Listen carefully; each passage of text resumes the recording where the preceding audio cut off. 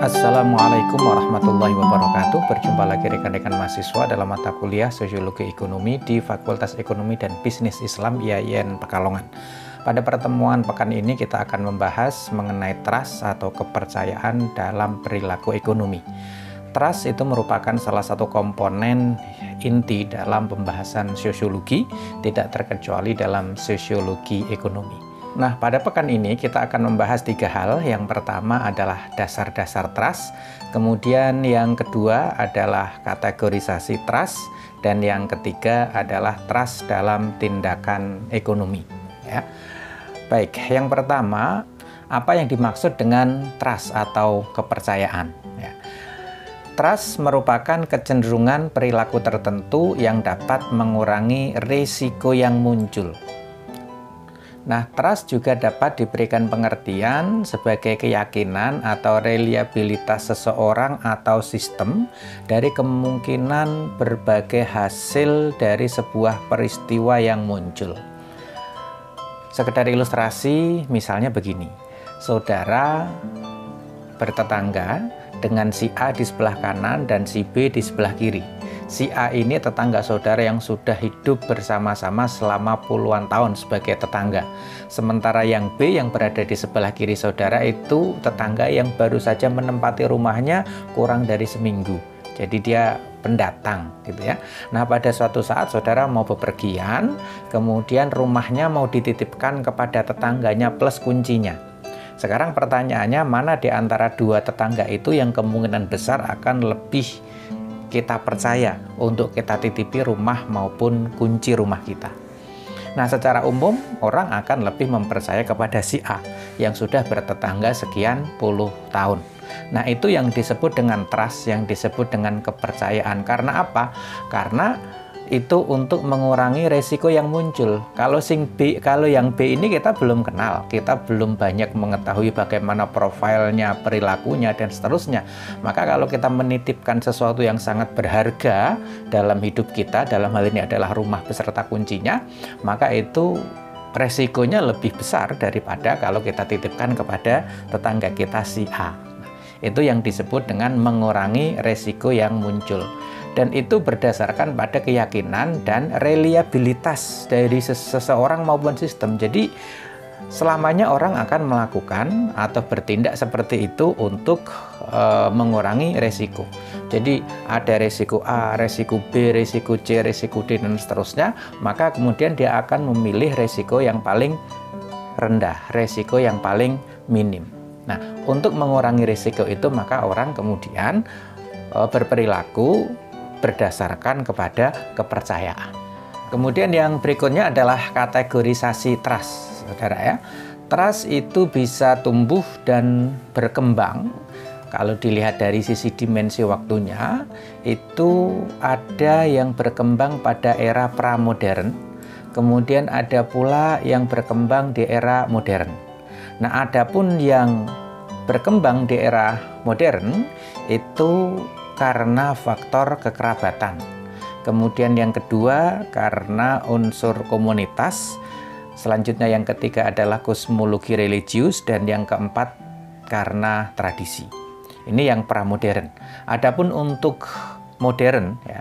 Jadi di mana trust itu tumbuh di masyarakat modern atau di budaya yang tergolong modern, itu bisa tumbuh karena adanya sistem atau tumbuh karena terbangunnya sebuah sistem yang sudah mapan. Kemudian yang kedua karena adanya relasi personal, dan yang ketiga karena shared belief. Jadi ada keyakinan, nilai-nilai yang diyakini secara bersama-sama oleh antara satu orang dengan yang lain. Nah, penggolongan ini saudara tentu hanya dari sisi dimensi waktu. Bukan berarti bahwa ketika kita sekarang misalnya diistilahkan hidup di era modern, kemudian trust itu tidak terbangun di keluarga kita karena unsur kekerabatan, kemudian tidak ada lagi trust karena yang terbangun karena adanya ikatan-ikatan nilai agama dan seterusnya. Bukan seperti itu. Ini hanya sekedar penggolongan dari mana atau di mana tumbuhnya trust atau kepercayaan. Baik, kita mulai yang pertama, yaitu karena unsur kekerabatan. Ya. hubungan keluarga atau kekerabatan itu menjadi salah satu tempat di mana tumbuhnya, di mana munculnya, berkembangnya, dan terpupuknya trust atau kepercayaan antara ayah dan anak, antara suami dan istri, kakak, adik, dan seterusnya. Oleh karenanya, misalnya diajukan sebuah pertanyaan, mengapa seorang anak itu akan merasa canggung jika harus meminta kwitansi dari ayahnya yang meminjam uang kepada anak tersebut?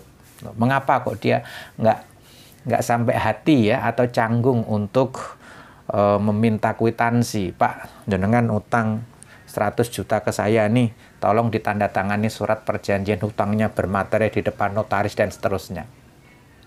Mengapa tidak sampai seperti itu? Ya karena antara ayah dan anak itu sudah terbangun kepercayaan. Tidak mungkinlah ayah saya akan menipu saya, tidak mungkinlah ayah saya akan membawa lari uang saya dan seterusnya. Ya, itu ya secara umum seperti itu. Jadi yang pertama karena kekerabatan. Baik, kemudian yang kedua karena komunitas masyarakat.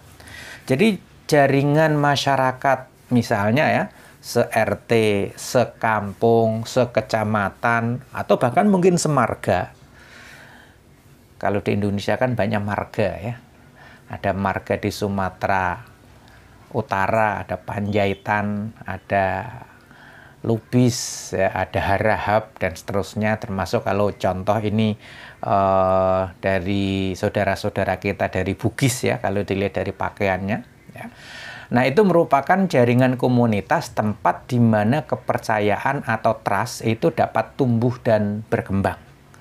Ya, contoh sederhana misalnya kita dalam hidup bertetangga, dalam satu RT atau satu kampung, kalau ada tetangga kita yang mau meminjam motor atau kendaraan mobil kepada kita, apakah perlu mereka memberikan jaminan ya untuk kepercayaan? Tidak perlu, karena apa? Kita sudah percaya kepada tetangga kita.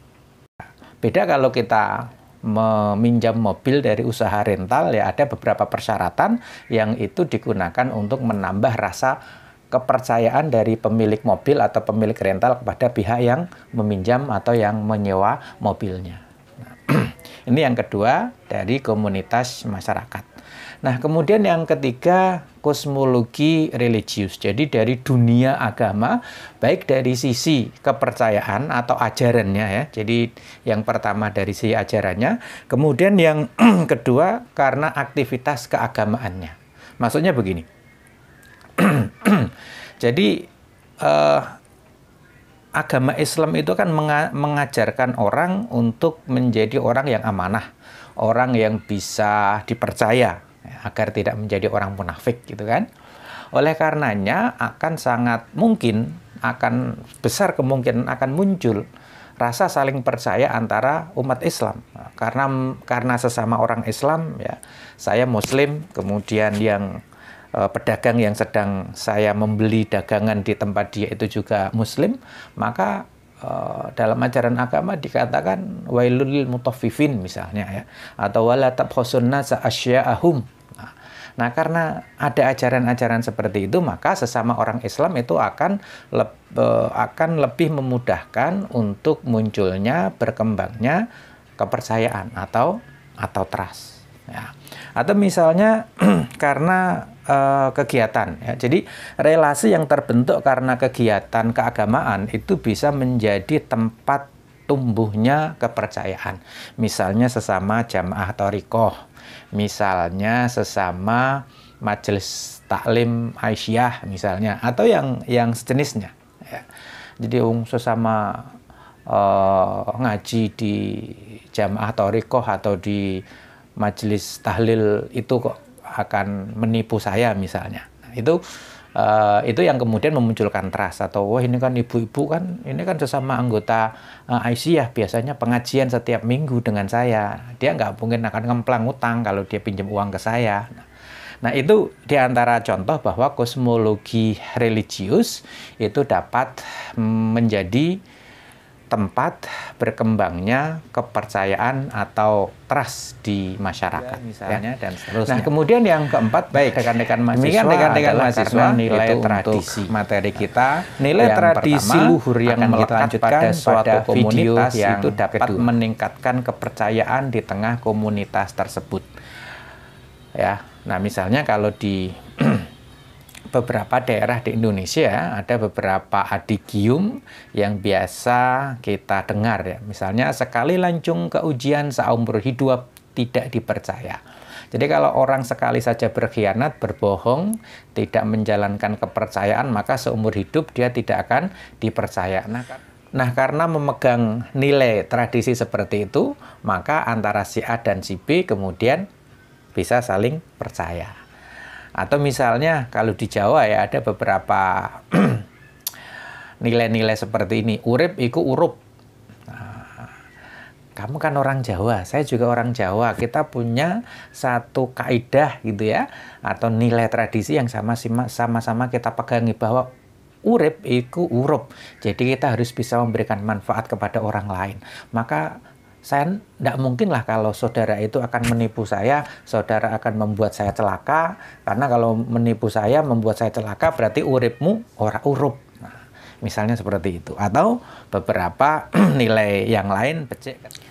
Nah, sekarang pertanyaannya adalah, apa implikasi dengan adanya trust atau kepercayaan itu terhadap perilaku ekonomi berdasarkan pada munculnya trust di masyarakat pra-modern, ya.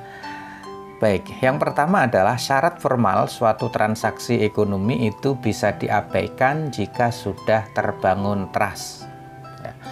Kalau kita perhatikan berbagai transaksi atau praktek ekonomi di masyarakat atau di ekonomi pedesaan itu jarang sekali yang menggunakan transaksi berbasis pada pencatatan.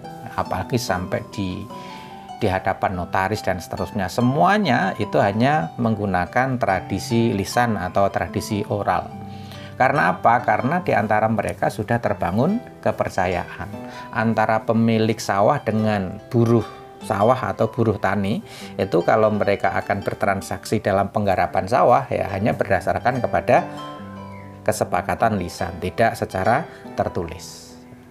Karena apa? Karena sudah terbangun trust. Kemudian yang kedua, keluarga dan komunitas itu dapat menjadi reference group atau kelompok acuan dalam perilaku konsumen. Kakak saya itu membeli mobilnya yang merek seperti itu ya. Wah, ya udahlah, saya tak mengikuti apa yang dibeli oleh kakak saya misalnya. Ya. Jadi anggota keluarga itu menjadi reference group atau kelompok acuan. Nah, anggota keluarga beli merek A, saya juga membeli merek A. Karena apa? Sudah terbangun kepercayaan. Kemudian yang ketiga adalah perilaku ekonomi dapat mengabaikan pertimbangan atau bahkan kalkulasi ekonomi jika bertransaksi dengan orang yang sudah terbangun trust-nya. Misalnya sesama anggota keluarga, dengan kelompok primer, anggota RT ya, kemudian sesama pengajian atau majelis taklim tadi ya. Karena yang penting apa? Yang penting adalah terbangun kebersamaan. Yang penting adalah kolektivisme, apalagi orang timur ya. Kemudian yang keempat, keuntungan materi itu dapat dikorbankan atau dinomorsekiankan lah. Untuk apa? Untuk mempertahankan nilai-nilai agama dan tradisi luhur. Kita harus wa ta'awanu 'alal birri. Kalau orang lain atau tetangga kita kesusahan, ya sudahlah, kita hari ini nggak jualan dulu ke pasar, nggak memperoleh keuntungan. Karena apa? Karena tetangga kita sedang sakit atau tetangga kita ada yang sedang tertimpa musibah misalnya. Karena kalau kita tetap berangkat bekerja, kemudian tetap berangkat ke pasar, sementara tetangganya masih kerepotan, maka itu nanti akan mengurangi nilai trust ya, atau kepercayaan. Loh, aku koyo ngene kok kowe malah ngono. Nah, gitu ya. Demikian rekan-rekan mahasiswa untuk materi kita yang pertama. Akan dilanjutkan pada video yang kedua.